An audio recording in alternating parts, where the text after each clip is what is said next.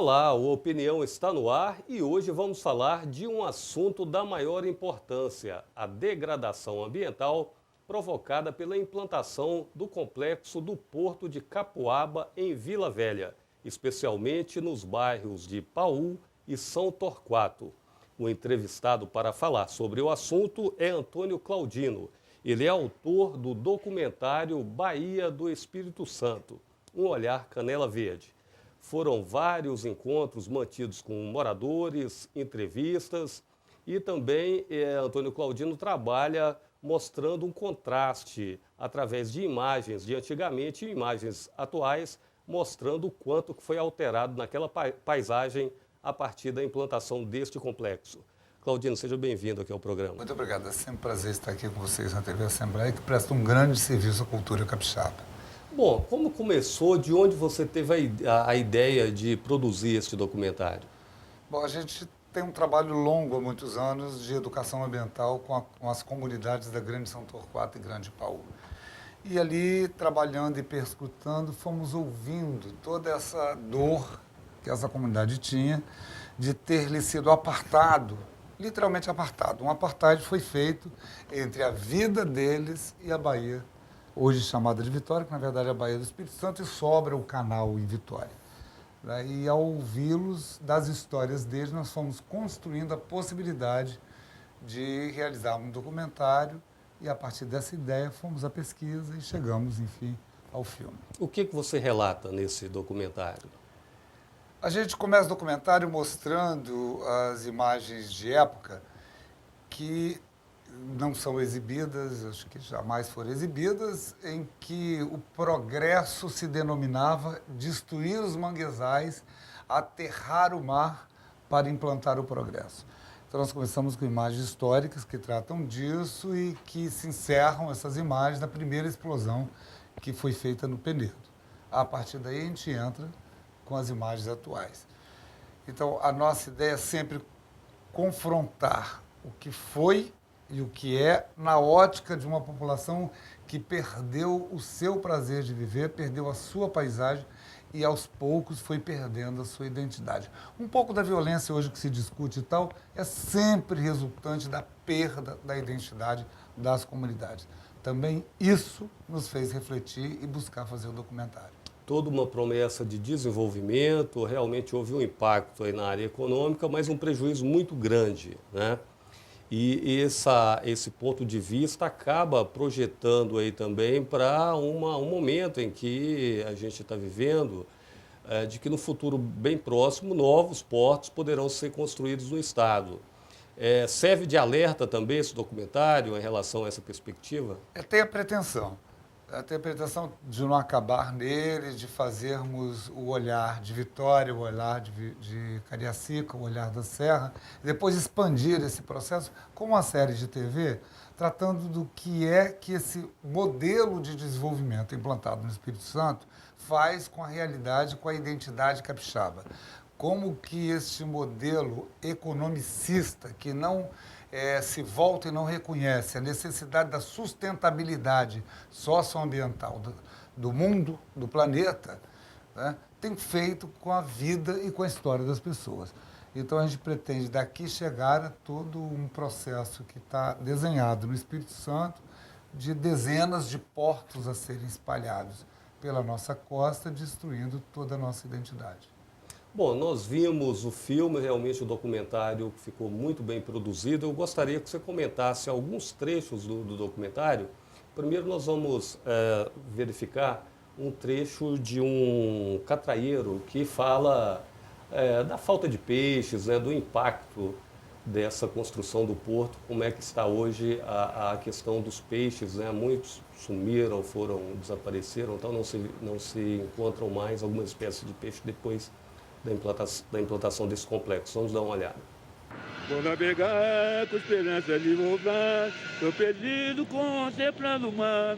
A minha vida é um barco de vela, remando contra a maré, remando contra a maré.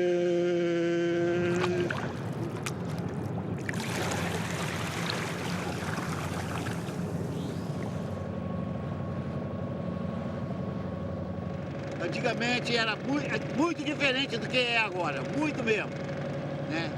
Principalmente na largura, o mar ia, né, ia bem mais longe. Hoje, muitas áreas foram aterradas, né, para as construções, então a baía se tornou, né, muito estreita hoje, né? Ó, antigamente tinha bastante peixe. Nessa área aqui mesmo, ó, pegava muito peixe de mergulho, pegava lagosta, então aqui eu pegava muito aqui, ó. Eu mergulhava nessa área todinha que nós passamos aqui, tudo dava lagosta.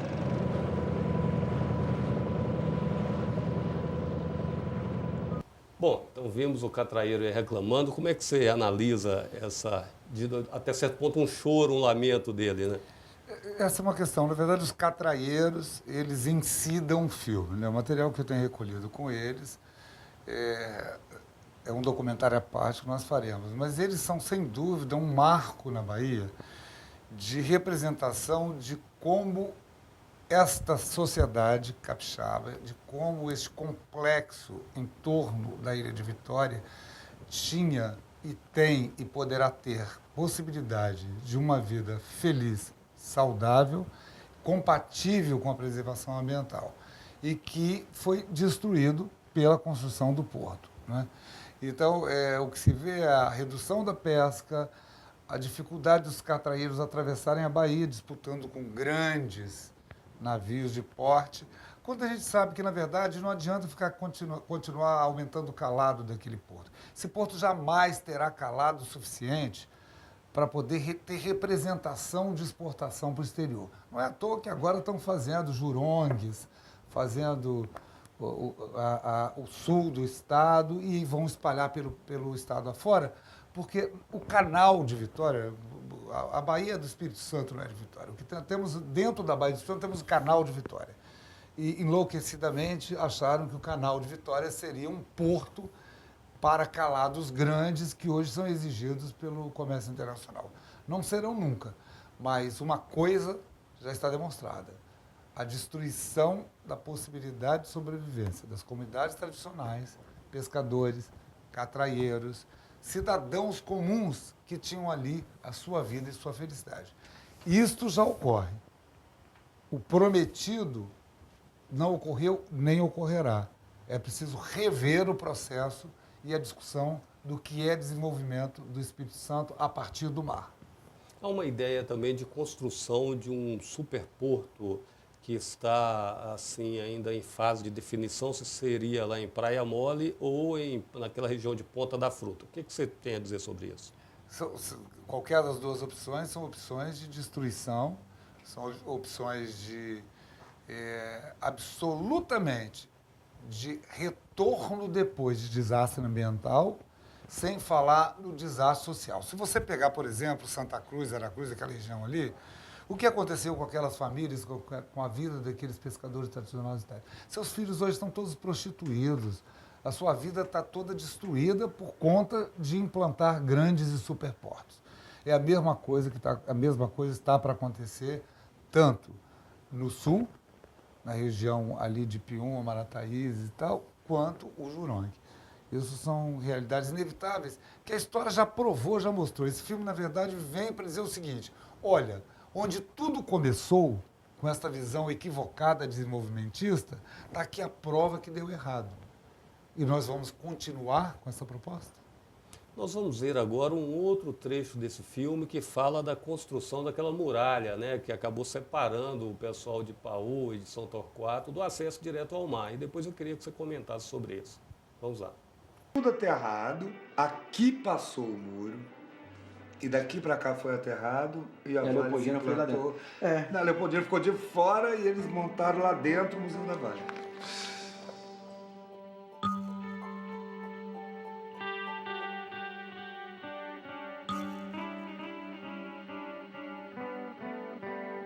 Esse Muro da Vale foi construído entre os anos 55, 54, 55, por aí.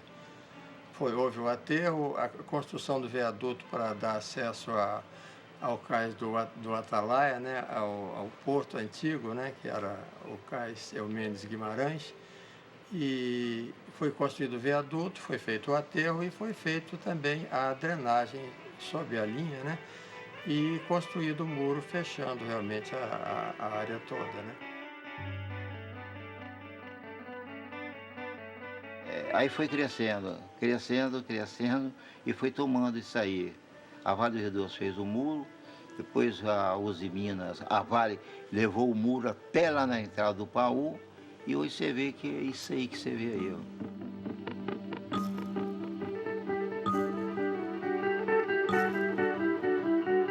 Que o muro cria um impacto visual como fosse uma penitenciária de segurança máxima. Aquele muro, eu pergunto, é para esconder alguma coisa ali dentro? Tem alguma coisa escondendo? É para esconder alguma coisa, não é? A Então, autoestima das pessoas é melhorar muito. Geograficamente, elas tinham a parte bonita, né, do bairro, bela, com paisagem natural, e a outra que foi crescendo desordenadamente. Eles separaram, vocês ficam a parte feia e a parte bonita do bairro foi segregada. Eu moro em Paú há 40 e poucos anos. Você imagina que as pessoas, se eu quero sair à noite, não me levam em casa porque tem medo daquele muro. Você acredita nisso?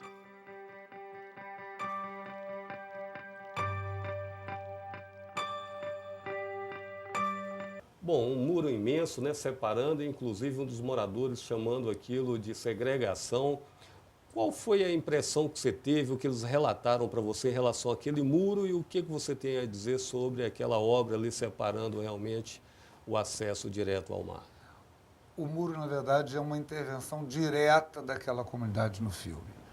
O filme, originalmente, pretendia tratar dos aterros e da destruição da paisagem e do ambiente de felicidade daquela comunidade. E o muro era tão recorrente que você pôde observar que no filme ele toma boa parte numa pan que dura um bom tempo dentro do filme, porque a sensação do muro para aquela sociedade é que temos um muro de Berlim, é que temos um apartheid social. Qual a extensão daquele muro, mais ou menos? Olha, são alguns quilômetros, uns 2 quilômetros mais ou menos. Vai desde a saída de São Torquato para o viaduto que dá na Casa do Menino até a pracinha de Paú. É uma extensão muito grande e este muro, a representação dele, para além de separar aquela sociedade da sua vida, da sua realidade, do seu lazer, da sua sobrevivência. Vários moradores contavam que eles sobreviviam da cata de marisco, da pesca ali naquela região, né? Para além disso, representou agora uma segregação de que nós temos hoje lá dentro, do lado de lá do muro, não do lado social, mas do lado do porto, um dos museus mais importantes do Brasil, o Museu da Vale do Rio Doce, que é um museu da mais alta importância, que tem os melhores programas, eu frequento, acho uma coisa da mais alta importância, porém, a população segregada dali, da qual foi sequestrada a sua condição de felicidade de vida, para chegar até lá, tem que percorrer todo aquele muro, atravessar o viaduto, passar pela Casa do Menino, andar mais uns 500 metros, se quiser ir ao museu. Não há qualquer chance deles que estão de frente para o museu chegarem ao museu. Uma obra dessa, daquele muro hoje, observando aí a legislação ambiental, tal, será que seria possível levantar um muro desse hoje, num outro complexo? Eu acredito que foi levantado quando a legislação já não permitia. O problema é que o Brasil é um país das melhores legislações do mundo e dos menores cumprimentos de legislação do mundo. As fiscalizações, monitoramentos são frágeis, são fracos e o poder econômico com frequência quase absoluta, domina e corrompe o processo legal. Então, aquele muro sequer há 30 anos atrás poderia ter sido erguido. Agora, ele foi refeito, ampliado e renovado há menos de 10 anos. Claudino, nós vamos fazer um intervalo, é rapidinho. Nós vamos falar de outros assuntos também no segundo bloco, inclusive sobre o cineclubismo, já que o Antônio Claudino é um militante do cineclubismo, e o Espírito Santo está passando por um momento bom, inclusive vai sediar alguns eventos internacionais nessa área. Não saia daí, já já a gente volta.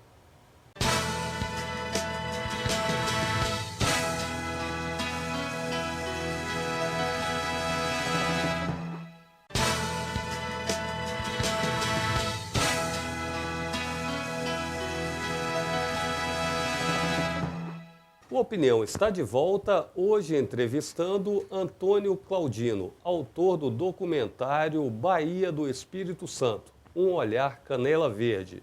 E vai falar também para a gente sobre outros assuntos relacionados ao cineclubismo. Pô, Antônio Claudino, a gente estava falando aí, né, sobre essa questão do muro que separou ali a população de Paú, de São Torquato, do acesso direto ao mar, né?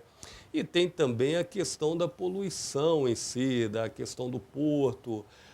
Há algum projeto de despoluição ali da Bahia? Como é que está essa situação? Ou não há nada previsto? A poluição ali é sobre todos os aspectos, né? A poluição visual, que é a mais impactante, a de imediato, né? Que te impede viver uma paisagem magnífica, maravilhosa, que o mundo inteiro tenta preservar e a gente insiste em destruir, mas também a poluição das águas e a poluição do ar, né? Existiram vários projetos no Espírito Santo e o primeiro, chamado Prodespol, é um programa de despoluição da Baía de Vitória, financiado pelo Banco Mundial, que da década de 90 foi iniciado e que se perdeu ao longo das sucessivas politicagens implementadas nos sucessivos governos e tal, sem juízo de valor.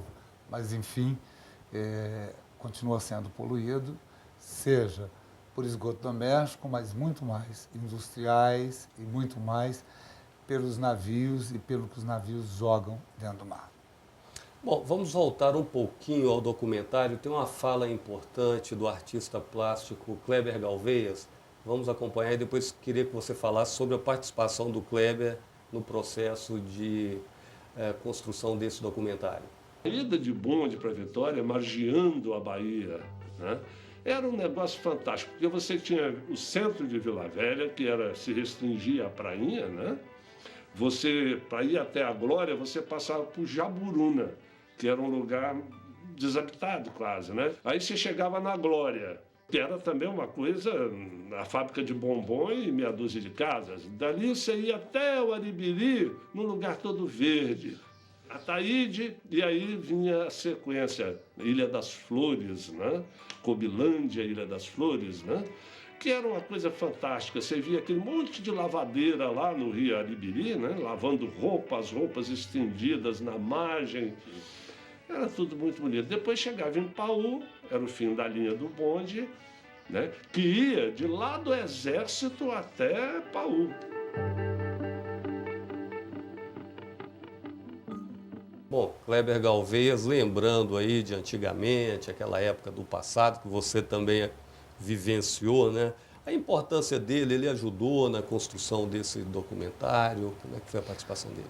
O Kleber é um cidadão, né?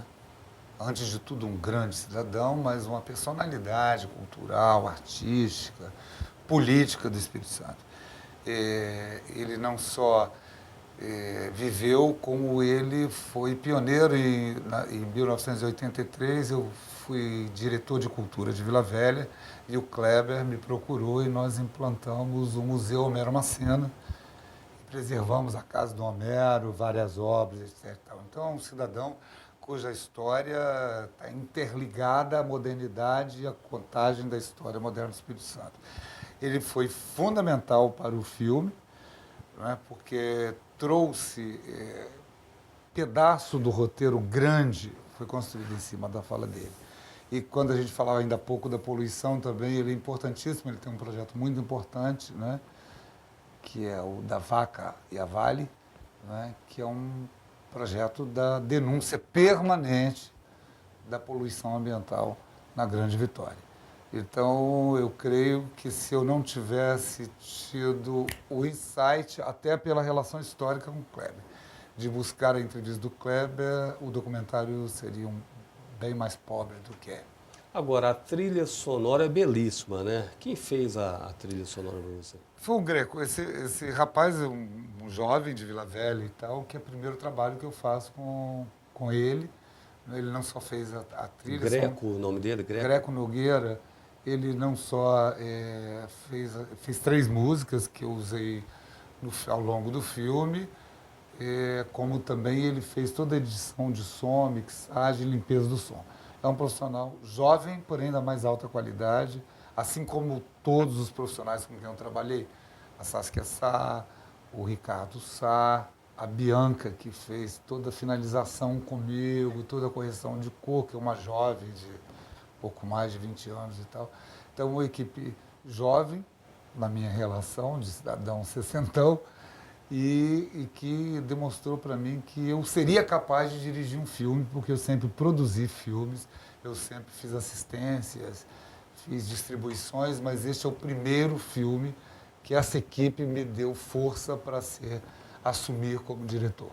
Claudino, você tem um currículo curioso, você é médico e tal, e de repente fazendo filme, dirigindo documentário. Eu queria que você falasse um pouco da tua profissão, do teu perfil.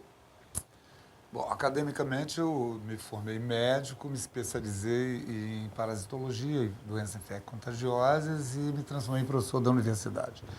Universidade Federal. A Universidade Federal do Espírito Santo, onde eu estive durante mais de 30 anos, 35 anos como professor.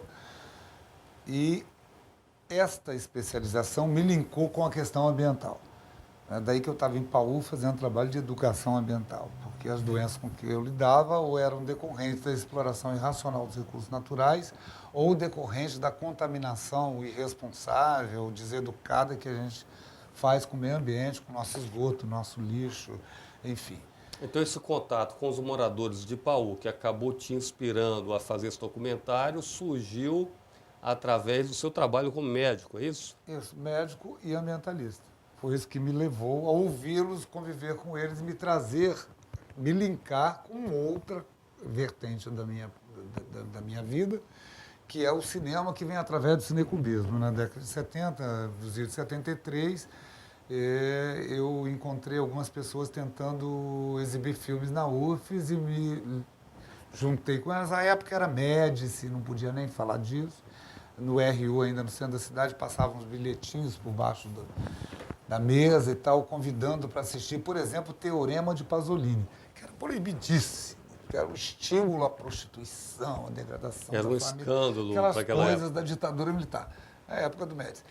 E ali eu me encantei, eu já era encantado com o cinema, me encantei com o cineclubismo, e dali para cá eu me meti e criamos o Cineclube da Universidade, em 1974, que hoje é o Metrópolis, e ali desenvolvi toda uma trajetória de cineclubismo, onde aprendi cinema e parti, hoje tem uma empresa produtora de cinema, então parti primeiro para produzir filmes locais, e depois comecei a trabalhar. Eu já trabalhava no teatro, como autor, diretor, iluminador e ator. No cinema, começo a trabalhar como produtor, trabalhei como ator, trabalhei como assistente de direção e a primeira direção assumida minha está neste documentário que eu, enfim, ganhei coragem de assinar como este é um filme que eu assumo a responsabilidade. Mas a minha trajetória do cinema vem toda do cineclubismo, que é por onde todos os grandes cineastas do mundo se formaram, se fizeram. Qualquer entrevista que você assistir, desde Nelson Pereira, passando por Glauber, chegando aos atuais, o Iraí, que hoje é um sucesso pernambucano e tal, todos dirão, comecei no cineclube e tal, etc. E tal, assim como Fellini, assim como... O cineclubismo, na verdade, ele vem lá de várias décadas já, né? Anos 20, me parece que foi quando... No Brasil, vem dos anos 20, do século passado, né? Que é o Cineclube Chaplin, no Rio de Janeiro. Mas no mundo vem do início do século 1908, com o chamado Cinema do Povo, na França, que o movimento sindical francês anarquista resolveu que o povo podia fazer cinema e ter acesso ao cinema nos primórdios do cinema. Para que as pessoas possam entender melhor, aquelas que são assim mais leigas no assunto, só definindo o que é o cineclubismo e a importância deste movimento na formação de críticos, de produtores, enfim, de pessoas ligadas ao tema, ao cinema. O movimento cineclubista é um movimento que reúne cidadãos que têm apreço e interesse pela arte audiovisual. Hoje o cinema se amplia para o audiovisual, né? Mas que linka, no caso do movimento, linka esta questão desta arte, do estudo dessa arte, da dissecação dessa arte com a desmistificação de Hollywood perante o mundo, né? E que mostra à população de que ela é ator do cinema. Ela não é agente passivo, ela é agente passivo. Eu costumo dizer que a diferença entre um cineclube e um cinema é que num cineclube, o cineclube é um lugar onde você vai, você vê um filme, você debate o filme, você reclama porque você foi ver uma coisa que você não gostou, ou elogia porque gostou, aprofunda a discussão e propõe novas sessões. O cinema, fascistamente, te impõe, você paga, vê um filme, sai, não tem sequer o direito de reclamar, como se você comprar uma carne estragada, você devolve ao supermercado. Você não tem como devolver o filme ao cinema. Nosso tempo está chegando ao final, mas eu queria que você falasse um pouquinho sobre esse momento que o Espírito Santo está vivendo, né, na área do cineclubismo, inclusive no circuito internacional.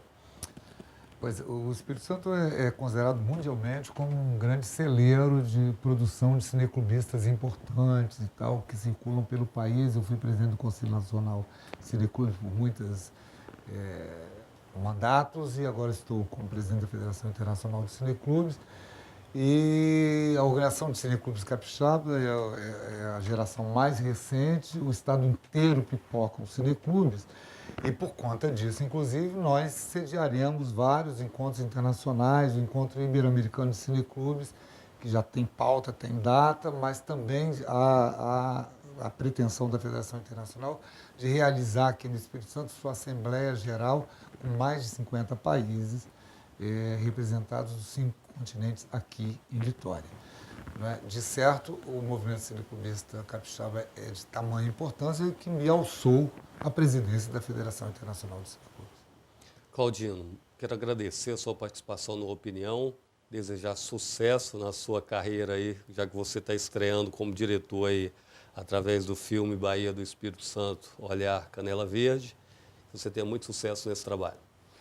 A você que nos assistiu, obrigado pela audiência. Lembrando, o programa Opinião pode ser visto também pelo YouTube, youtube.com/AlesComunicacal, comunicação sem acento. Até uma próxima oportunidade.